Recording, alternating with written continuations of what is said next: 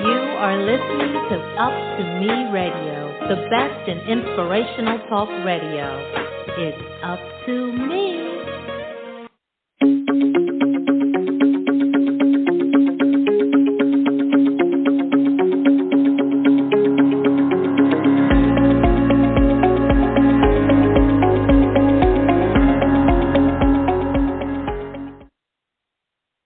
Greetings. Welcome to the premiere episode of Call for Caring's new podcast, The Empowerment Hour. My name is Michelle Bolden, and I will be your guide as we journey through caregiving together. The Empowerment Hour is a continuation of our last series, Call for Caring on Purpose, which was on the Finding Your Forte Channel. So we just want to thank everyone for their amazing support. We had over 10,000 listens and heard in over 3 countries. And so we know regardless of where you live, the needs for caregivers are all the same across the nation, across the world. And so we're excited to bring this back to you to continue to educate, elevate, and empower caregivers during their caregiver journey. Today's episode is live, so we want to hear from you. We ask that you call in. You can call in at 347-324-5246 and press 1. And our guests are waiting to answer your questions and engage in conversation with you. And so our guests will include organizations from our top 3 shows from our previous series. So today's topics will include dementia, hospice, and state resources. So let's go ahead and get started and jump into the discussion.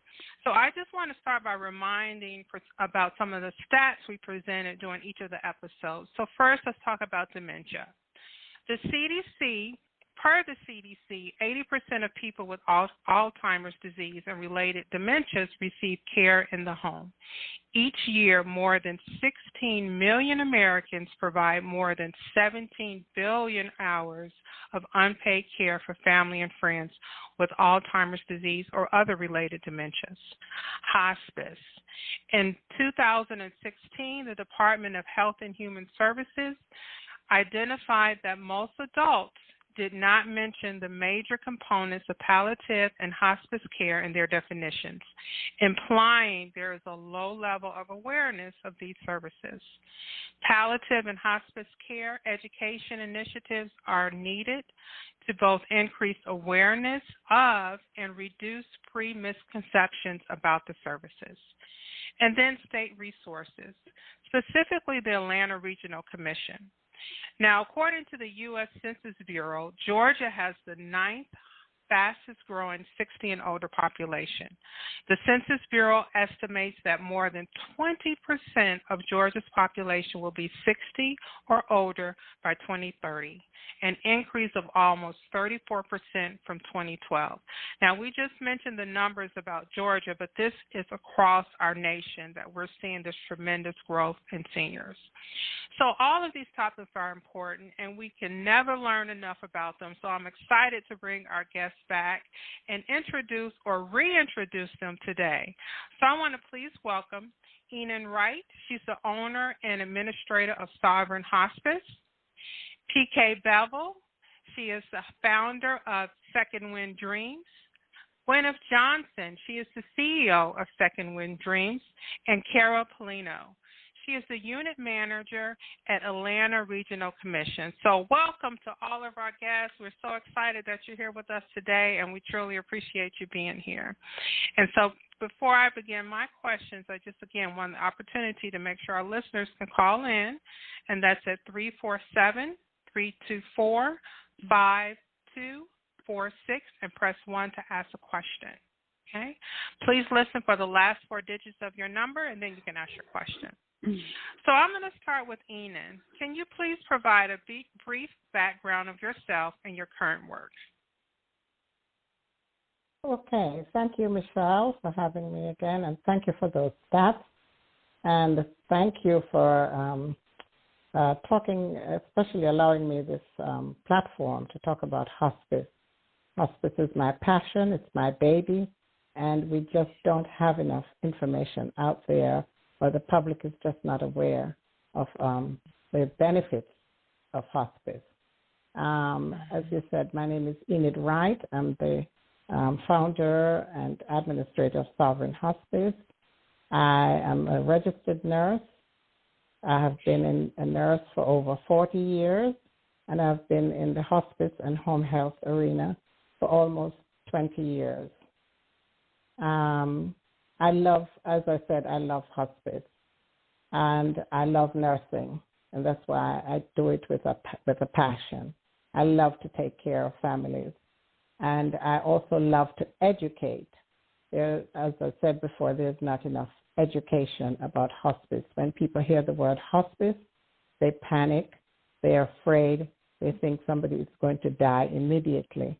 But sometimes we have to let the public know that it's another level of care. It's taking care of somebody in their last days. And so that is my passion, and that is what I like to tell people about. Wonderful. Thank you. Thank you. And PK? Yeah, I'm PK Bevel. As you mentioned earlier, I'm founder of Second Wind Dreams. I also created a training program called the Virtual Dementia Tour to help sensitize people to what it might be like to have dementia so that we can serve them better. But, Michelle, I love the name of this hour, Empowerment Hour. I tell you, so many times we feel so hopeless and helpless, not only as caregivers, but even as professionals. We're trying so hard to meet these needs of the people that we love. We've been around 25 years, Second Wind Dreams has. This is our 25th anniversary. The Virtual Dementia Tour is in 20 countries. A little over 3 million people have experienced the tour, which allows people to walk in the shoes of their loved one. And I think, of course, as with anything, the Empowerment Hour, it empowers you to really look and say, okay, here's why they're doing that. And in fact, I just did that during the tour. So thank you for having me. Absolutely. I'm excited that you all are here to share this experience as well. I know it's made such an impact in so many people's lives when they just experience that virtual dementia tour. I see such an array of emotions from just that experience and how it changes their life and their relationship with the person who has dementia. So thank you. Thank you. Gwen. Thank you. Hello, and thank you for having me. Obviously, I work with PK Bevel at Second Wind Dreams, and PK really did a beautiful job of explaining what we do, but we also have a program called the Dreams Program that with our dementia education really helps us to help the public better understand that aging is happening to all of us if we're lucky, and the perception of aging being an end and not having choices is really not correct. Even our sleeping dreamers, those who we fulfill dreams for, who are living with dementia, really brighten up, engage in the moment, and participate in their dream. And we have individuals who have always wanted to do X, Y, or Z, whether it's play with kittens or jump out of an airplane. And we work with community partners, we work with volunteers, and create a community, whether it's through the Dreams program or the Virtual Dementia Tour. We create a community of understanding around the older adult. Absolutely. That's amazing. Jumping out of an airplane. I love it. Wow. Anything is possible. That's right. I love it. All right. Thank you, Gwyneth. And Kara, can you introduce yourself?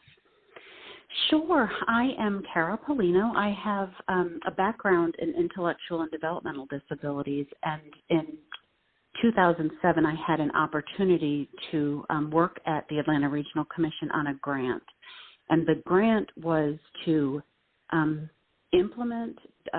develop and implement a consumer-directed program, the first non-Medicaid consumer-directed program in Georgia, with the goal of preventing or delaying nursing home placement. And that was my first step into the aging network, and I loved it, and I've been there ever since. I've worked at another area, Agency on Aging, and now I'm back at the Atlanta Regional Commission as the Access to Services Unit Manager, and that really is a lot of what we're talking about tonight, how caregivers come and get help. So it's the Aging and Disability Resource Connection, information and referral counselors, the intake for the Elderly and Disabled Waiver Program. So when you think about services, information, and resources, those are the programs that I oversee. Awesome. That's wonderful. And that's a number that I get out often is that empowerment line. It's easy to remember, and it kind of covers all the bases what people would need services for, right? The Empower line, yes. Exactly. Yes. So can you give that number? Because we'll mention that a couple of times, because I just think it's such a great resource for people. Yes, it is 404-463-3333. And I do just want to say we are extremely popular now. We've had a big spike in calls. We are worth the wait. I promise you, if you call and leave us a message, we will get back in a few days. I have to tell you, I know people call and we want to help you as quickly as we can, but because we take our time with everyone that calls, it might take a few days for us to get back. So be patient and please give us a call or visit empowerline.org. Awesome. And so just briefly, we just kind of talked about what each of you all do kind of independently. And so this is kind of a two-part question. One is sometimes there are incidents in what we do in our careers that kind of change what we do and how we do it.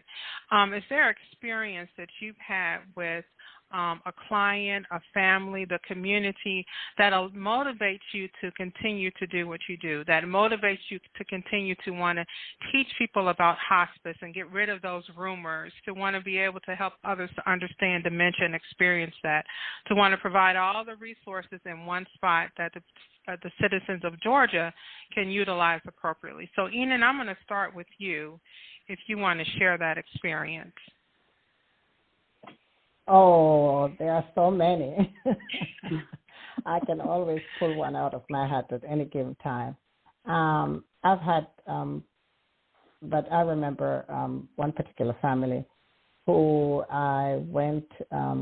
who came home from the hospital, and I went to admit, and I did the admission and the pronouncement within the space of a couple of hours, and it was a very sad situation, because at the end of it all, the family caregiver, who was the daughter, she when everything was done and the body was taken away, and I spent quite a few hours at home and just sat with her and held her hand, and she just cried and said she wished she had known about hospice, and she wished she had done something better, and it was all wishing she had done differently. And this is why I said there's so much education that's needed, and this is what makes me want to do hospice more, and makes me want to educate more, because people hear hospice, and this situation, that situation also led people afraid and thinking hospice is the patient is dying right away. But the reason that happened was because of a delayed decision by a family member. So if we can get the information out there in time and get the public educated, then we won't end up with situations like what happened with that particular family member. Right. And, so many times I find that there are families who are on hospice for months and even years. And I always say that sometimes it has so many resources that allows you to support yourself and your family.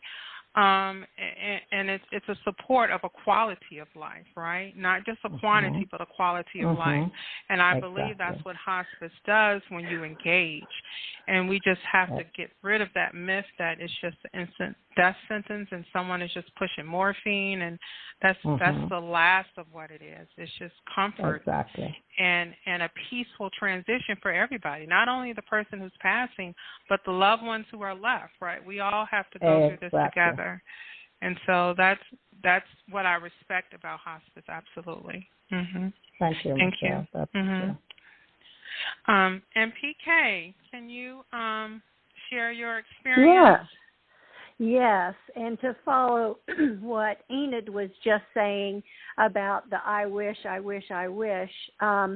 is one of the things that we hear when a family comes through the virtual dementia tour. I wish I had known. Because so frequently when they go through the tour, they want to know what's happening with their loved one, and they want to understand it. And once they go through, the light bulb goes off. And I wish I had known. The other one that keeps me going, and I'm sure the rest of our team and Gwyneth, is when a family comes out and they're so thirsty for knowledge that they just need to know, why is Mother wandering in the middle of the night? What can I do when she's doing that? They want specific, pragmatic approaches. And the great thing is that that's easier to do once they've experienced what it would be like to be wandering aimlessly, not understanding what's going on.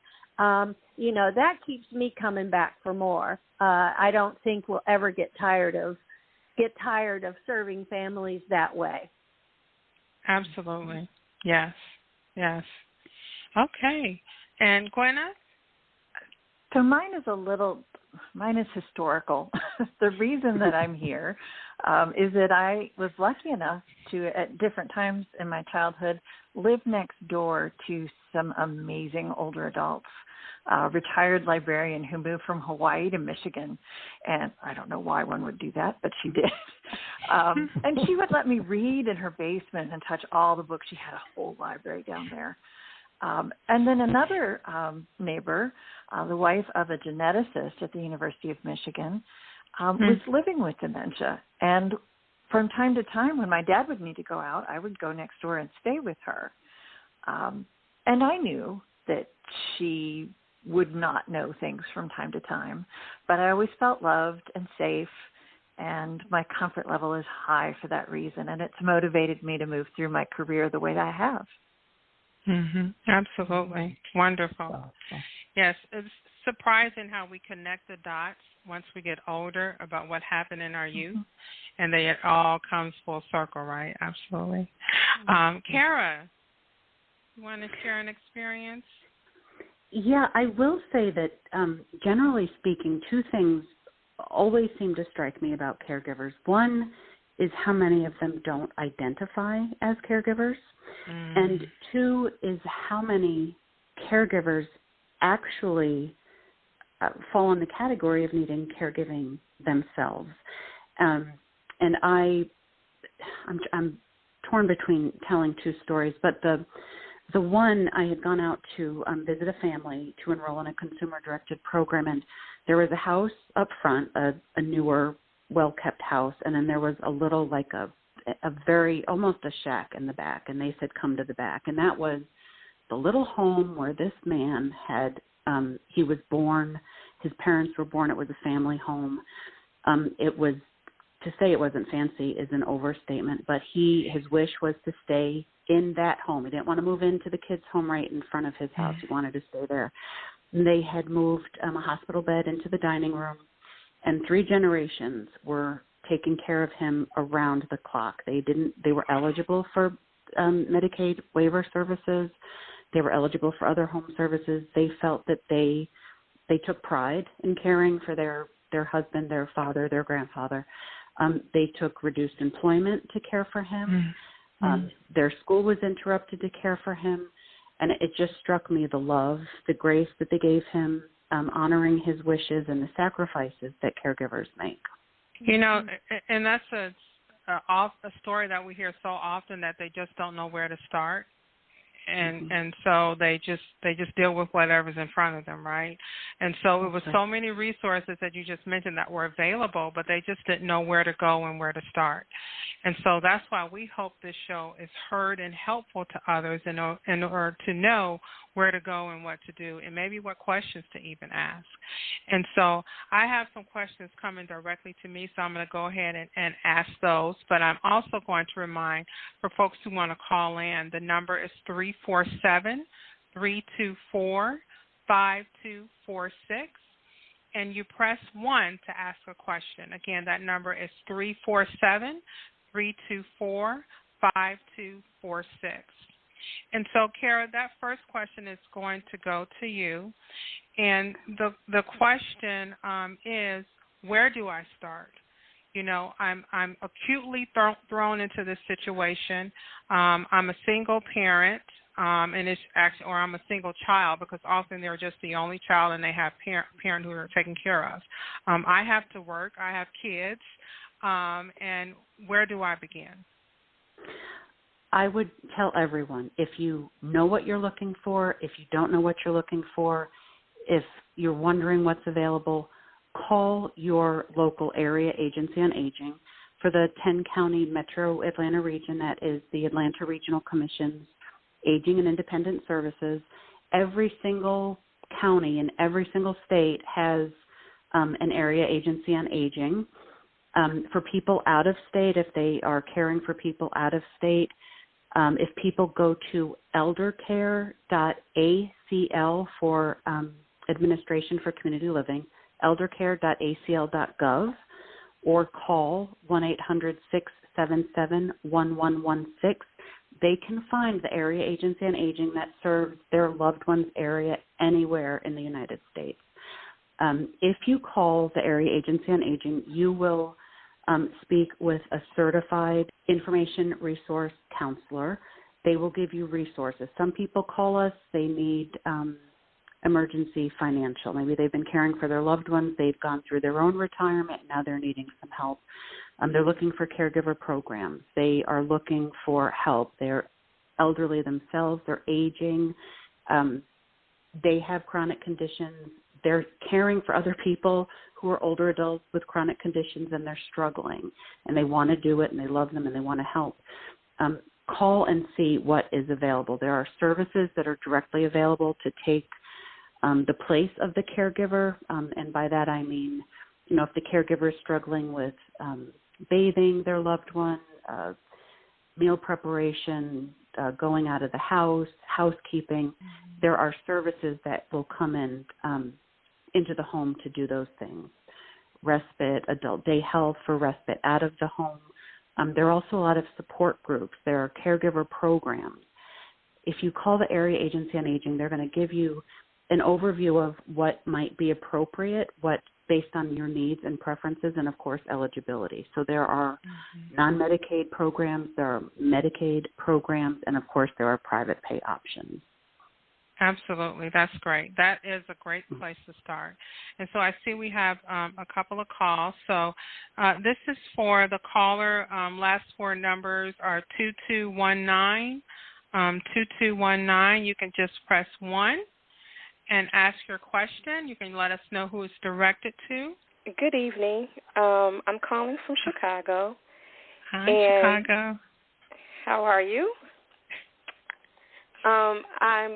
I have a question regarding dementia. I personally am in my 50s, and I know that at times, you know, I forget things. But how do you, when you're working with your parents and noticing that they're forgetting things or misplacing things, at what point is it appropriate to seek help to do testing?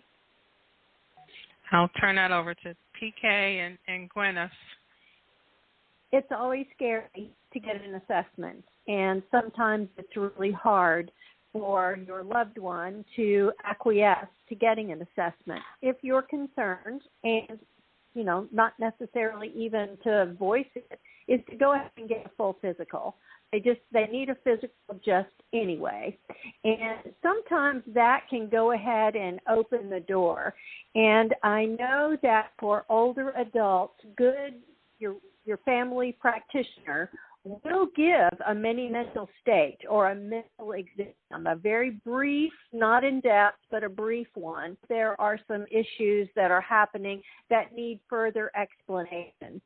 Going that route is sometimes a little more palatable, well, good grief, to do than going, than saying, you know what, Dad, I think, you need to see somebody because I'm not sure, your mental health is good. So could you consider that as a possibility? And the sooner the better, actually, to be honest. Thank you. Yes. I have a little bit of concern because I don't live in the same as my mother, and so I have a sister that's local with her. So it's a little tricky with trying to even say that because she has other health concerns and she goes to the doctor. And so she doesn't necessarily share everything. So it would be I'd have to go home and go to the doctor with her or something like that. And I don't know how receptive, if that time came, she would be. If there was ever anyone who says that there is a normal family out there, I would just be absolutely thrilled to be able to see one. I've been serving families since 1983, and I have yet to see a functional family. So what you're experiencing, my love, is exactly what most of us that are long-distance caregivers have to experience. We're looking at things from a different angle, and sometimes your sister is probably defensive if you have anything to say that might usurp her power in the situation. So, you're going to have to tread with kid gloves, and it may take a trip over there and help that you're seeing. But the truth of the matter is that if the loved one, if your mother is already seeing a physician, there is absolutely nothing wrong with you calling that physician as the daughter and saying, I have some concerns. Would you check into this a little more deeply? You don't need to go over that with anybody else. You're worried about your mother. And, right. That might give you a good, so sorry you're having to deal with this. It's so hard. Yes. And I think Kara wanted to add to that as well. I did, thank you. And this is speaking really what PK was talking about, but a lot of people don't know and a lot of doctors don't know, which is what is so frustrating. But once you have Medicare, you can actually request what's called an annual wellness visit. This is different than your annual physical. And it's paid for by Medicare, 100%.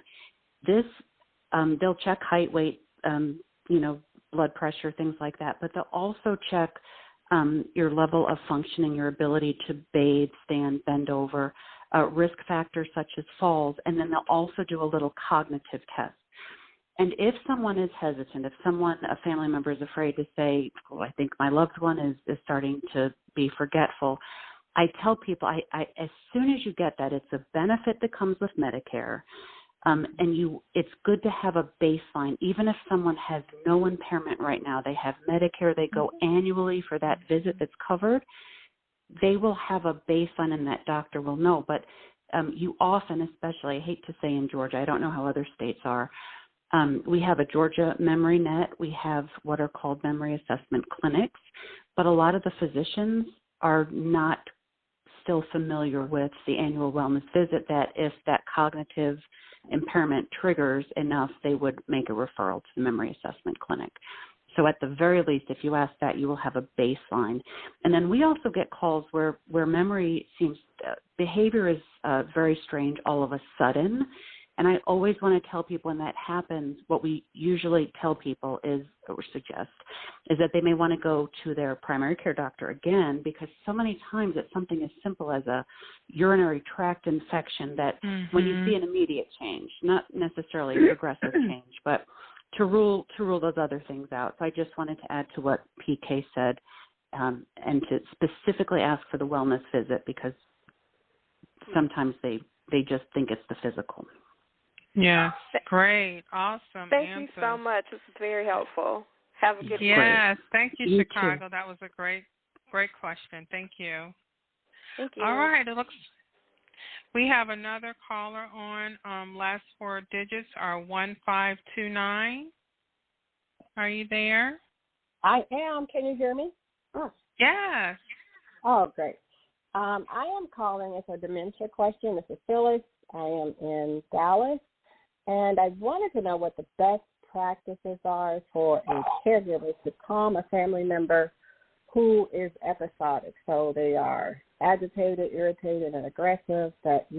What would be a best practice to calm that person? Gwyneth, I'll let you start with that one. Okay. I always defer to PK, but I am happy to go. Okay, with PK. I think one thing to start with is to understand that when an episode, as you were calling it, happens, that it is a form of communication, and working to understand what has happened or the situation that your loved one feels they're in that is causing this. Sometimes it could be that we haven't heard them, and it may be that they're communicating with us in a nonverbal manner. So taking the time and then look at your environment. Is it too loud? Is it too dark? Making sure that they're in the most comfortable setting they can be in, and then walking your way through with verbal and nonverbal communications. PK, did you want to add? Sure. Of course I do. Can you give me a specific example, please? Well, this is an example of, and I'm at a distance from the person, so it could be a conversation that the conversation just switches in while talking to the person or trying to help them to understand something. So I am not physically there, but I can tell in the conversation that either the conversation abruptly ends or they just say, okay, I don't want to deal with that today. Okay. Well, not knowing the level of functioning of your loved one, it's hard for me to be specific, but let me just lay a couple of ideas on you. Okay, when a person living... Okay. I was going to say the person is still functioning. They pay their own bills, and they still are living on their own. However, there are some signs that I can just witness in our conversation. And so they're still functioning, living on their own, paying bills. It's just that over the years I could see there's some deterioration. Sure. Well, I would probably go back to what we were just talking about a moment ago and get an assessment from the primary care or from the wellness check just to see if there are any red flags. But to me, so often when people appear to be, quote, losing it or not feeling with it on the phone especially, is because if there's a little bit of dementia going on, you remove the affect of the person that you're actually looking at when you're talking to them, and that creates almost another problem. So they can't really pick up on your cues, your visual cues. They can pick up on your verbal cues. And if there is a topic that they're not comfortable with or a topic that is they're not understanding or following well, they will go ahead and change the subject and move on to something else. The problem becomes if we try to bring them back to that topic. They've made it clear. They're done with that topic. They say, well, now, wait a minute. Just a minute ago, we were just talking about, blah, blah, blah, blah, blah. And they could even deny the conversation. No, we weren't. No, I don't know. I don't know what you're No. So if I were you during those conversations, I would probably try to go with either Skype or FaceTime and get a good visual picture of what's actually going on. And if agitation happens, you're going to be able to get a better feel for what is really happening. Are they not following you? Are they having trouble comprehending what you're saying? Are they, even like Gwen said about the environment, if a phone rings in the background or something else happens in the room, so frequently a person that's living with some confusion starts to focus on that and can't focus on the conversation. So, see, there's a lot of variables that have to do with conversation to consider. Okay, Great. Thank you very much. Yeah, thank you. That was helpful, especially the Skype or FaceTime, trying to see the person. Thank you. Yeah. Now, keep in mind, too, that when you try the FaceTime, sometimes it's hard for a person with dementia, if that's what's going on, even though this person's functional, to figure out how to make that whole thing work. So FaceTime's a little bit easier than Zoom. If you can help them get to the FaceTime, that would be the easiest way for you to do that, my dear. Okay, thank you. For You're the so question, welcome. Dallas. Thank you. We appreciate it. All right. So it looks like we have some people in the queue, but just remember you have to press 1. So, again, the number is 347-324-5246, and then you press 1. So I have a question that I received.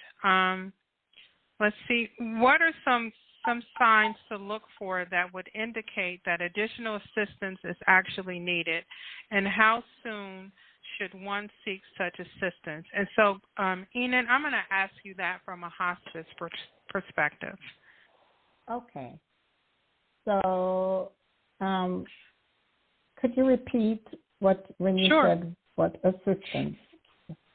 So, what are some signs to look out for that would indicate additional assistance is actually needed, and how soon should someone seek assistance? So, I'm going to place that on hospice, and how soon should they seek that assistance? Okay.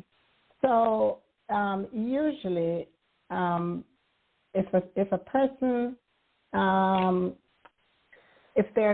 we always said if the person's condition is changing or they're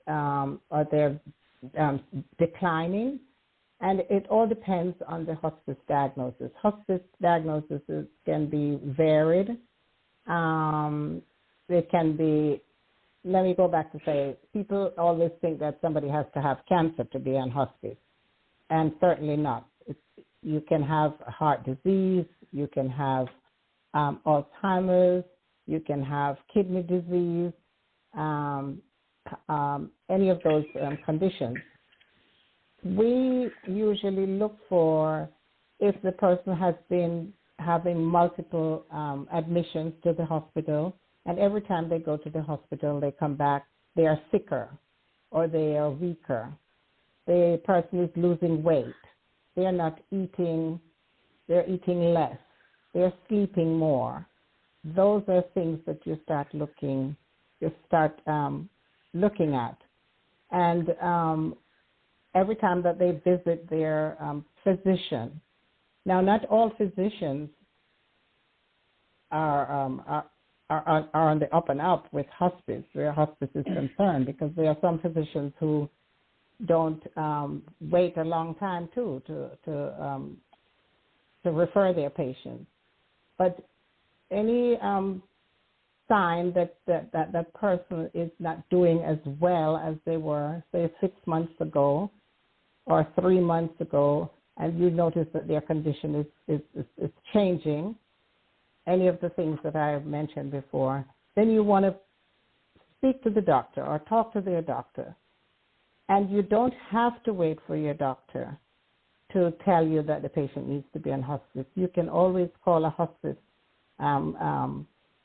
agency, and somebody will come out and assess the patient and go over and talk to you. and then we can get in touch with the doctor and see if there are issues that person have and if they are hospice eligible. Okay, so that's a good point. So you do not, an order is not required for a hospice assessment to be done. Correct? No, you don't have to have an order to have a hospice assessment. If the family or the patient has a condition or a diagnosis and they wish to be on hospice, we can go out and do the assessment. And if the patient is eligible, then the medical director can write that order. Okay, that's great to know. Okay, great. Yeah. Time has flown by. We're on the latter part of the hour. I cannot believe that it has flown by. And so we'll see if we can take maybe one more question, if we can get folks into the queue. So while we wait, I do want to ask each of you to answer and provide 2 recommendations that you would like to provide to our audience that would impact their caregiving journey immediately. So, Kara, I'm going to start with you. I would say, please take care of yourself first. I know it's probably the last thing you're thinking about, but please take care of yourself. Know you're not alone. There are a lot of emotions that come with caregiving. Even if you love that person, you care about them, there's also grief that comes with that. So take time for yourself. Call your area agency and agent. See what services are out there for you if there are support groups. And then the other thing I would say is talk to the person you're caring for now, whatever stage it is. Talk to them now. See what they want now. See what they need and what they want, and then what they're thinking about for the future. Sometimes people don't have those conversations. They're hard to have sometimes. But this, Gwyneth and PK do this. They help people live out those dreams. So talk to your loved ones and help them really live while you still can. Absolutely. Awesome. All right. So, PK, I ask you to go next. Sure. What Kara said, she's exactly, I echo that tremendously. But I would like to add, take a few minutes and just watch your loved one. Just watch. Just take a beat. Watch where they dwell. Watch what they're doing. Try to spend a minute getting into their mindset. Try to view the world from their perspective. I think so often we have a tendency to experience. And, that's not a bad thing. They have to rely on us to do a good many things, but we have to empower them too. So I think you will find yourself in a completely different place. And I don't recommend you do it just once, but if you could do it on a regular basis, especially when things are tough, just pull up a chair in the background, observe your loved one. Your brain will be in a different place. Brain plasticity has a lot to do with it, and your brain is the valuable commodity here. And that inward look will make a huge difference. Absolutely. That's awesome. Okay. Enid, I'm going to let you go next. Okay. I always say, I echo the sentiments that Kara and PK just said. And I always say, caregivers, especially in multiple families where there are multiple children involved, talk to each other. Talk to each other about your loved ones and make sure that you have a plan in place. I know we probably didn't get a chance to talk about that, but one of the many issues that I have seen in hospice is when we come to that place of talking about DNR, there can be a lot of issues when there are multiple children involved. So please, please, please, please get together and make sure that there are advance directives in place before it's too late, and talk to each other and put a plan in place. And also, see your doctor. Go to your doctor. Don't be afraid. And hospice is not a bad word. That's right. Absolutely. That is not a bad word. Not a 4-letter word, right? Not hospice. No, so, it awesome. is not. It's quality awesome. of life. Quality at the end of life. Absolutely. Thank you, Enan. And Gwenna. Well, I couldn't agree more with the rest of the group on this call, but I would like to say focus on empowerment.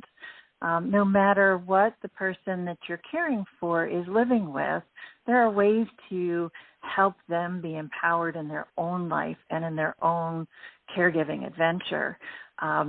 If someone you're caring for has never eaten with their hands, but they're really struggling to use a fork at this time, finger foods allow them to be autonomous and to continue to feed themselves. We all want to feel like we are useful and involved in our own lives.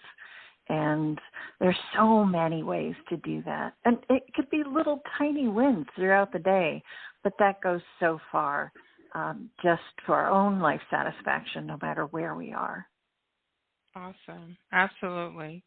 Well, we have one more call that we'll take, and the last 4 numbers are 3570. So 3570, if you can press 1 and ask your question, and just let us know if it's someone in particular or just a general question. Hi, can you hear me? Yes. Oh, awesome. Hi, my name is Yvette. I'm calling from Metro Atlanta area. And it's just a specific question. My granddad suffered from dementia. And now that I'm watching my dad, his son, get older, and I'm wondering, like, what are the chances of my grandfather's children, my father, his other siblings, developing dementia? And is there anything that he can be doing or that all of us can do to prevent it? Okay. Gwyneth, PK? Sure. I'm happy to get started. And I can hear the concern in your voice. Heredity is a component with some forms of dementia, not all.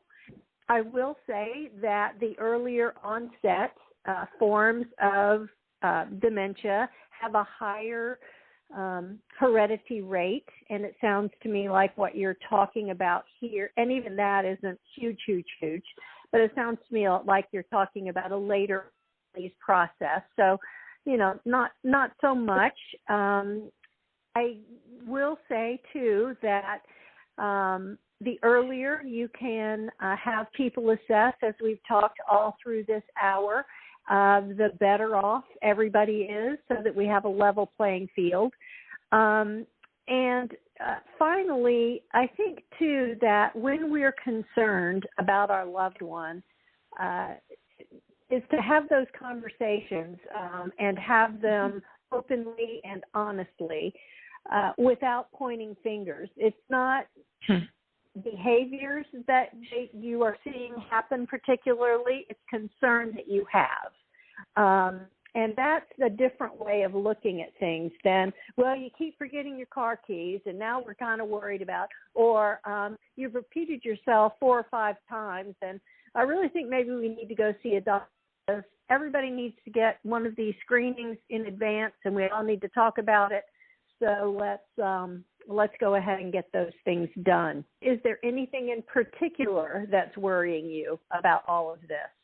Well, it's not so much in that I watched, and I'm not sure that it is outside of what's normal, but it's a concern because I watched how my grandfather was affected and watched how he declined, and I'm concerned. My dad he's 80 years old now, which isn't terribly old. He's active, but it's just in the back of my head because he has always been so fiercely independent, and I just don't know that he would be willing to have any level of support if that time were to come where he needed it.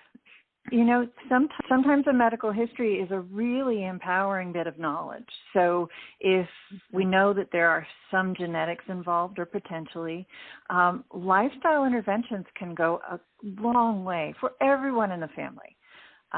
Really good nutrition, making sure that we balance our numbers, our blood sugar, our blood pressure, making sure that we're being social. Socialization is so key to us as human beings in general, and then that we're being physically active. And that doesn't have to be running a marathon. That can mean gardening, but just moving, whatever it takes. All of those things that probably our grandmother told us to do, we should all be doing to make sure that we have successful aging. Absolutely. Okay, I'm sorry. PK, go ahead. Just one quick thing, Yvette. Also, well, and I lost my train of thought. So there it went. It was a good one, too. Probably one of my better ones. The whole hour could have been taken care of in that one comment I was just about to make. I'm so sorry. Yeah, but no. Well, if it comes back as we get ready to wrap up, we'll have you to make sure you add that in. But thank you so much for the question. It was a great question. I hope that was helpful for you and your family. Well, thank you so much. You're welcome. All right, so we've come down to the last few minutes here. So I'm just going to ask each of you all to share your contact information. If there's just a burning resource you recommend that they have, that you can share that as well. If there's a website, et cetera, they need to follow, please share that as well. So, Enan, I'm going to ask you to go first if you want to share your contact information and any specials you think our listeners should have. Okay, so we have actually Sovereign has just rebranded, and we have a brand new website. It's www.sovereignhospiceinc.com, and to reach us, our number is 470-223-3773, and we are available. We are around the clock 24/7, and we are located in Sandy Springs, Georgia. All right, thank you. All right, Kara? I would say please visit our website, empowerline.org. There are great resources, including information about hospice, events like Second Wind Dreams, virtual dementia tours, a lot of resources for caregivers and specific conditions that they're helping people with. And to call us for services, to speak with one of our Aging and Disability Resource Connection counselors, please call 404-463-3333. Leave a message, and we will call back. It might take us a few days, but we will call you back. Wonderful. Thank you. PK? Yes. For our previous call, the underlying question from several callers has been, when do you know it's time? And that's kind of a constant thing with family members. And I'd like to recommend families that it's time to really take more initiative when the person's quality of life is so impaired that they're not able to function in the way they normally did. That should be the watchword right there. Okay, so now I got that off my chest. We are, our website is Second Wind, just spell out secondwind.org. But I got to tell you something exciting. We have a conference coming up on May the 11th. It's free. We want family caregivers to come. And those of you in Dallas and Chicago, we have a virtual opportunity to be involved in it. We're going to be making a dream come. So a woman always dreamed of graduating from high school, and we're going to make that happen for her. And so we're just going to have have a great time. So we hope that you'll go to our website, you'll sign up for the conference, and Gwyneth, I can't think of, would you take it from here? I will. So it is our 25th anniversary, and every month throughout the year we will be putting on virtual dementia tours and open houses so that we can really connect with our community. So those are in person. But each quarter this year, we are also offering, in partnership with AARP Georgia, the caregiver roundtables. We have a topic, we have some basic questions, and then I just facilitate. It really is about the caregivers and the information that they share. If you are interested in the caregiver roundtables, I'm going to give you my email address.